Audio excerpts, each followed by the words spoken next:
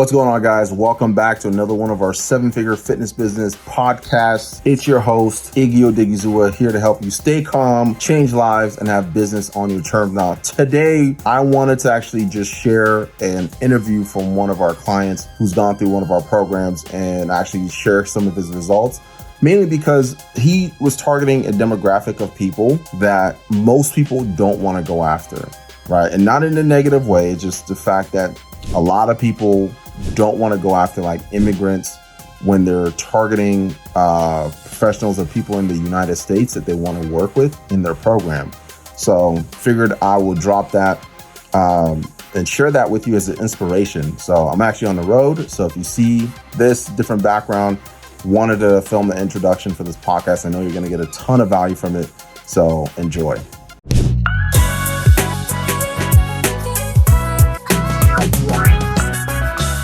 All right, guys, for those of you guys tuning in, I want to welcome you to another one of our spotlight sessions with one of our clients, Ricky.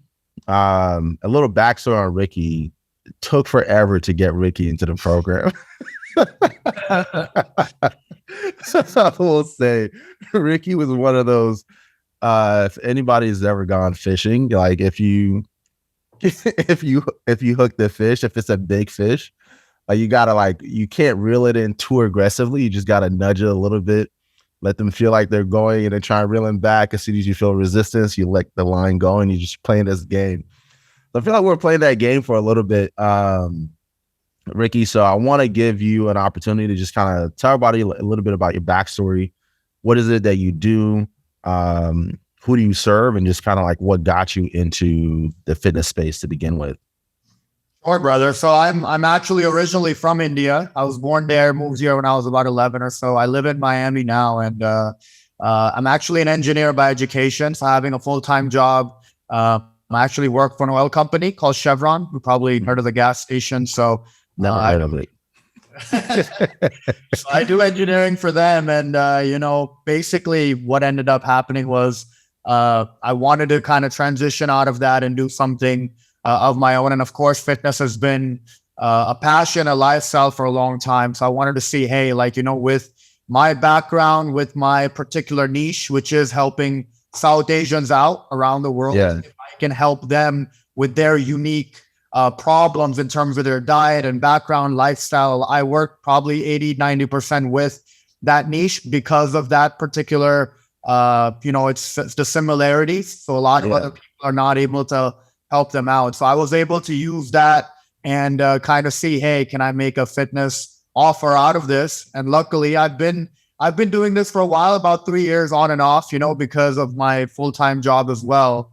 A couple of years ago as well, I did about 190K in 2020 as well during the pandemic. But then 2021 kind of just took you can say a sabbatical, just some time off, just focus on my work. And this year, as Iggy said, I just wanted to kind of hit the ground running, but not just, do trial and error. I wanted to get some help from a mentor where I had direction, knew exactly what to do. I'm really good at executing as long as I just have the direction. There's no issue with motivation and stuff. I just need to have the structure and know exactly what to do. I'm also very intuitive where I like to, try some things out on my own. And I've tried some methods, Iggy, even with systems and, the software that we have. I've tried some methods that have worked really well with me that might not have been taught exactly in the program, but it's helped the ROI on the back end.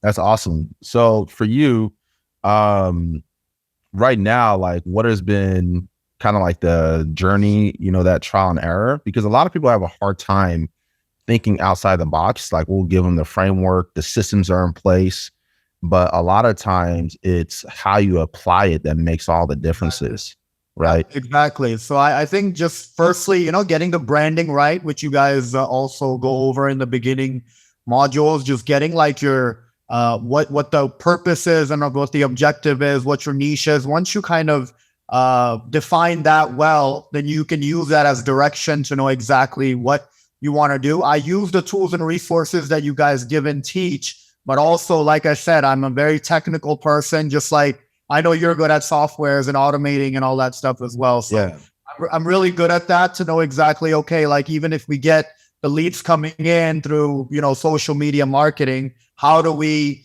use SMS or how do we use emails and all that stuff to get in front of them more often, because it takes sometimes more than one point of contact to get them to buy. Just like with me, like you said, we had been talking for like 3 months, right? So kind of like using the tools, but also kind of adding your own flavor to it, depending on which niche you're in, right? Yeah.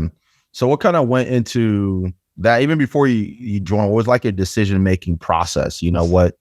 What led you to kind of make the hump, right? Or make the leap and like, all right, you know what? These are the guys that I want to go with. What was like involved in you making that decision to even start with us?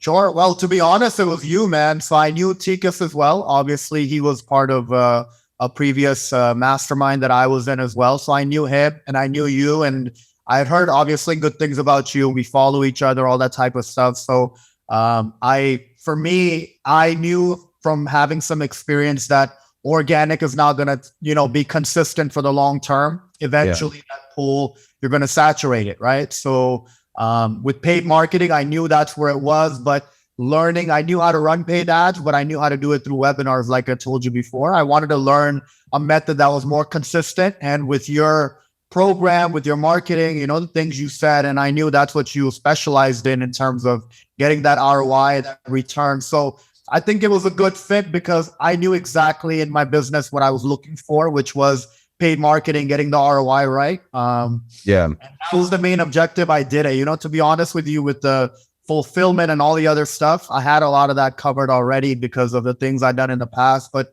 mainly for me, it was that paid marketing piece that if I could get that going, I knew I didn't have any issues with the rest of it. Yes. And how's that been going so far? So for you, what have been like your results with like the ads? What are some things that I know you've been doing ads for a while, but is there anything new that kind of surprised you that was like, oh, like this is different, right? 100%, man. So the funnel that you guys use is very different from just a regular webinar funnel, So I've done conversions, conversations, and all that stuff before, but if we want to talk about some numbers, it's the 17th of February, it's almost been a month and a half. I started doing it literally January 2nd of this year, and we spent only about $4,200, and I've done about $59,000. So that's awesome. That's what, like a 12x return or something, right? So yeah, that's ridiculous. Right. So I know in your program you guys talk about 5x or more is good. Just looking at the parameter of the things you teach, that what makes a good ad, I try my best to hit those parameters, and luckily because of my niche, my price point, all that stuff, it's been a good ROI so far. Yeah, that's awesome. That's fantastic. So for you, what has been some, did you have any kind of like limiting beliefs before you kind of started playing around with this? And what was like your process in getting over that and just deciding like, you know what, I'm going to commit and just execute? Because you are a fantastic executor, but not everybody really talks about like some of the limiting beliefs that you have to overcome before you get to that point where you're in the zone. Yeah, like I said, brother, I've been doing this for 3-4 years. So, when you do the trial and error, when you struggle, I'm talking about all the good stuff. But as you know, on an entrepreneurial journey, there's a lot of struggles. There's a lot of being in the ditches and doing a lot of work, sometimes 13, 14, 15 hours. There are some days like that, So what I've learned is there's the knowledge is useless. It's potential energy. But if you don't execute, if you don't take action, it's not going to do anything for you. You can have the best plan. Same with health, right? You can have the best nutrition, workouts, but if you don't do the work, I do the work for you. I get the results, not you, right? So it took some time to get that mindset going as well. But for me, it was like saving time as well, just like as well. I'd rather spend some money and save 10 years of my life rather than just doing the trial and error and getting frustrated, demotivating, and eventually quitting, right? Yeah, absolutely. And so for you, like, how would you describe like the coaching, accountability, and support inside of the program? Yeah, very good, man. I was very impressed by the details that you guys go into in the modules in the program. And I know a lot of the technical stuff was done by you. And because I'm really good at that stuff as well, it really helped me out from that end, having somebody who understands Being an engineer, you can imagine with my background, with my education, that also helps kind of, elevate that. And with TKS as well, like, just having consistent questions and being able to keep up with me, answering all that stuff was really good it really helped with my momentum, because it sucks sometimes when you ask a question and somebody gets back to you after a week because you've lost the momentum. But if somebody gets back to you quickly, then obviously you're able to keep executing and keep moving forward, right? Yeah. Good. So for you, what's kind of like the stage that you're at in your business, right? Are you starting to hire? Are you looking to like scale? And what's like this year look like? What are your goals for the rest of the year?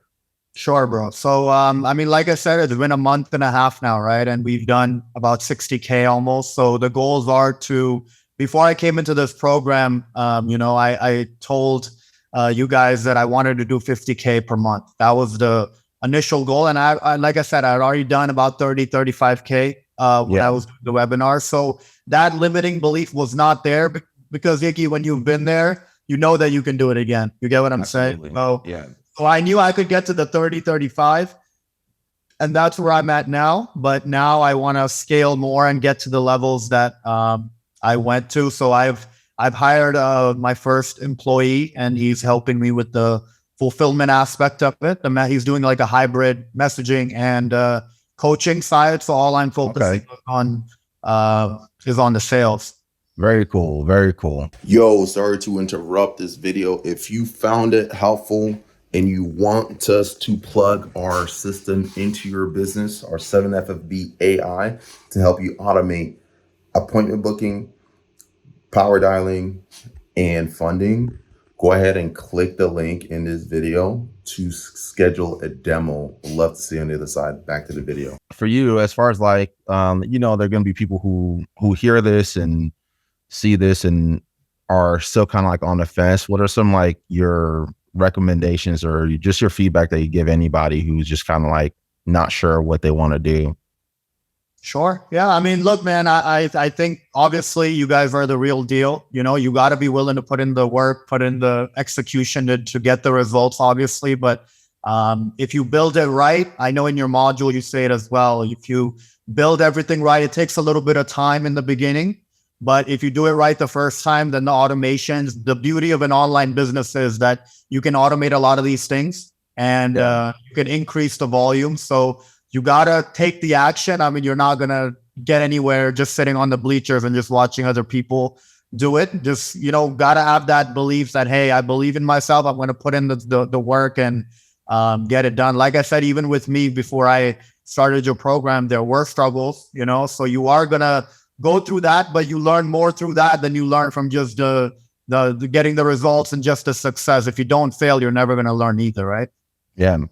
And so one of the things that you touched on that was really cool was like the branding aspect. And not a lot of people really even dive deep into the importance of having a solid brand, right? So now you went through our process of, really figuring out a brand that kind of resonates with you and things like that. So I want you to just kind of touch a little bit on that because some people come in thinking they have a great brand and then start running ads and realize it's actually not as great as you think it is. Yeah. It's all about the numbers, man. If you run the ads, if you see the data, that will give you better feedback than anything you might assume in your life, right? So running the ads, that definitely tells you if you have a good brand or not. For me, I was lucky with my background. I kind of knew there was this gap in the marketplace, and I wanted to make sure I could capitalize on that, right? With South Asians and all this stuff. Like I said, we have different diets, we have different lifestyle, our upbringings are different. So I can relate to that a lot more. So I wanted to use that as my brand rather than go and do what everybody else is doing. Because if you want to sell a product at a premium price, you have to stand out. You have to make sure that you are able to legitimize why you're able to charge that much for your product. So I think just having that vision and knowing exactly, hey, this is why we stand out. This is why we're different from everybody else. And there's nobody else in the marketplace doing something like this at this level. That's when you can demand, hey, You're not just paying me for the time or whatever. You're paying me for the results because of your unique situation, right? Absolutely. Absolutely. So you've done a great job serving people that a lot of people try to avoid. Yeah, I know. And I know, like with my background, I'm sure you guys have run into this as well, where a lot of times people from my background, they might be hesitant to make those type of investments and commitments. But I think if you have the right, viewpoint, or if you have the right brand, you can explain it to them and have a certain sales pitch, if per se, then everybody, they know they need that help. They just need to be convinced in a different way, right? Exactly. So you're very in tune with like how to speak to your audience in a way that they understand the value that you deliver and the results that they're seeking you for, which is really, really important. And that's one of the areas that a lot of people struggle with, is they're not able to nail that. Right. Yep. And so you went ahead and pursued and built a brand around something that you're an audience and avatar that you're really passionate about serving. Right. I mean, I always say to Iggy, you know this too, man, there's always room. It doesn't matter how so saturated the marketplace is with trainers and all this stuff. There's always room for the best, right? So if you're willing to like build a brand that will help a certain niche of people that solves their problem. Luckily for me, I think with my background, I know you mentioned that people are avoiding that niche because of the lack of investment that people want to make. But luckily, my people, the South Asian community, also has the good jobs, the professional jobs. They have the money, right? So yeah. It's not that the potential is not there. You just have to learn how to tackle that in the right way, right? Yeah, and I'll tell people, like, especially if you're making data-driven decisions, right? Exactly. One of the most important things is being able to communicate the right message to your audience and position your offer in such a way. Like, there are people who, it doesn't matter what demographic that you're targeting, there are people with money in every single demographic you can imagine. Yeah. Right? Is how do you communicate and position your brand in a way that you attract those people who are in a position to buy, and then take them through a process where you're building enough trust to where they're like, all right, I want to work with you. Yeah, 100%. And having some type of social media presence and all that stuff, putting content out there on your Facebook, even if you don't have a big following, it really helps, because when people make an investment, whether it's $1,500, $4,000, $5,000, whatever it is, people want to do their research, right? So, they're gonna look you up. Right. So the more homework videos you have, the more content you have behind your point of view, the way you differentiate yourself with other people, all that stuff really helps kind of warm them up before they even talk to you on the phone. Yeah. Well, my man, you've been, I'm excited to see where you take things with your business. You got the foundations of a really, really good business, and your approach with it, making sure that you're making decisions based on the numbers. It's not emotional. It's like, all right, well, this is what I think. Let's put it out there and let the market tell me if I'm going the right direction or if I'm taking a step backwards, right? Yeah. So many people get so emotional about decisions that they're making in their business and have a hard time just checking their ego at the door. I'm like, all right, what does the data say? I'm going to make decisions based off of that. And I think that's one of your superpowers it's probably an engineering background. It's probably more experience too, man. In the beginning, Iggy, it was like that, what you're explaining. On just having the ego and all that stuff, but all that stuff goes out the window when you see the numbers and the failure and the money you spent and you didn't get an ROI on it. So you get to see that reality really quick, because you're dealing with real money here. You're not just dealing with anything, right? So exactly. So people value that, and you learn with that. And, eventually with time, the ego has to go out the window, like you said, and you're making much more data-driven decisions, which ultimately helps grow your business over time, right? Absolutely. Now, for those of you guys listening, hope you got a ton of value from this. Like, you just kind of recap from some of the things that Ricky shared.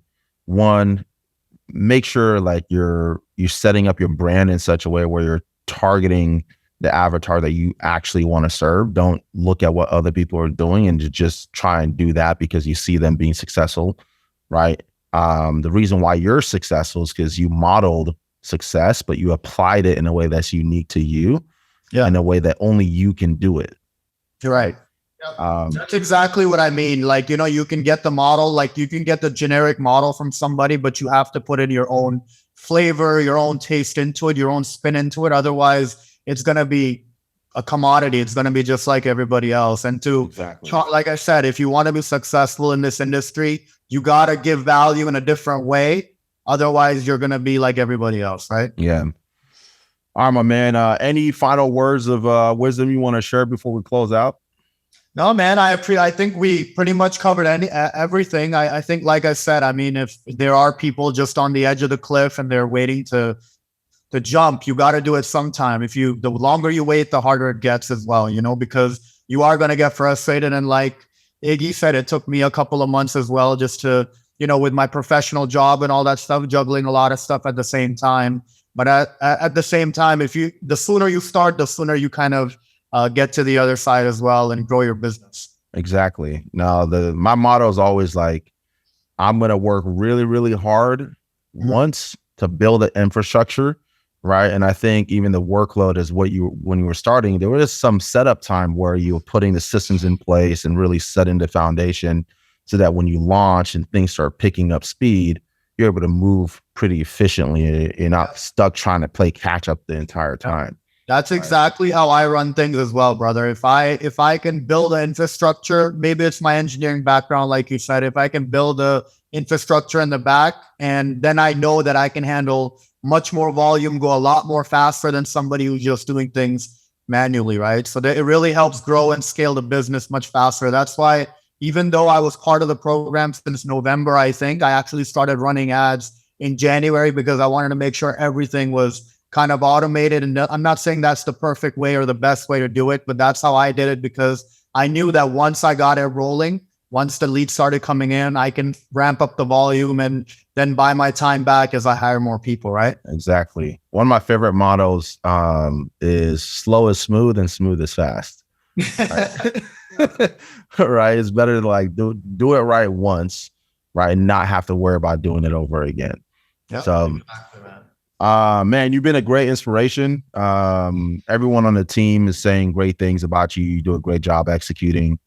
So, I mean, what you have, the success that you're experiencing is really not luck. You've been engineered your own luck by doing the right things and listening and making data-driven decisions and not leading with ego and just leading with your heart and focusing on building a great business. So, yeah, you are lucky, but you engineered the luck. So, right. Those of you guys listening, if you want to find out more, feel free to reach out and book a business audit. Have us take a look at your business. We'll analyze your sales, your marketing, your fulfillment, and then based on what you need help with, we'll give you a roadmap for what it would look like for us to help you one-on-one and see if we can help you take your business to the next level. All right. Till next time. Deuces.